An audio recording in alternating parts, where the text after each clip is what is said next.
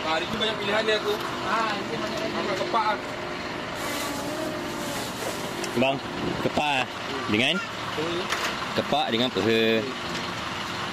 Okey. Oh. Bawa sayur juga bang ya.